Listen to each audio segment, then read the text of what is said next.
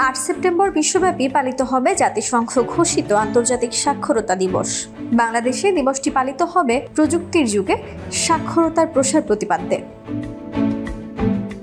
বাংলাদেশের অর্থনৈতিক সমীক্ষার সবশেষ রিপোর্ট অনুযায়ী দেশে বর্তমান সাক্ষরতার হার 77.9%।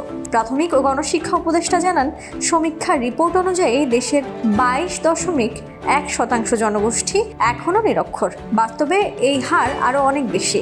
উপদেষ্টা জানান, সরকার এই হার কমাতে বেশ কিছু উদ্যোগ গ্রহণ করেছে।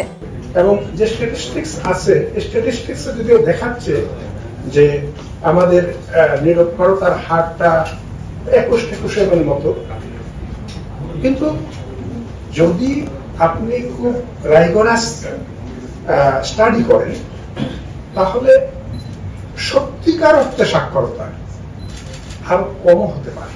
এটা হচ্ছে কি আমার অবজারভেশন। এগুলো খুবই খারাপ কথা।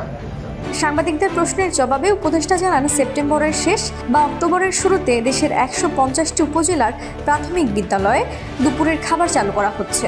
এর মধ্যে থাকবে ডিম, মৌসুমী ফল, বিস্কুট, দুধ সহ 5 ধরনের খাবার। খাবারের বিষয়ে থাকতেছে আমাদের বান, ডিম, মৌসুমী ফল, 45 বিস্কিট আর ইউএসটি, এই 5 ধরনের বিষয়। অনুষ্ঠানে উপদেষ্টা আরও বলেন, বছরের 365 দিনের মধ্যে স্কুল খোলা থাকে 180 দিন। এর মধ্যে অনেক অপ্রয়োজনীয় ছুটি রয়েছে। প্রাথমিক বিদ্যালয়ে সাপ্তাহিক ছুটি শুক্র ও শনিবার 2 দিন বহাল রেখেই শিক্ষাপঞ্জির অন্যান্য ছুটি কমিয়ে আনার উদ্যোগ নেওয়া হয়েছে। Desk report, campus Times.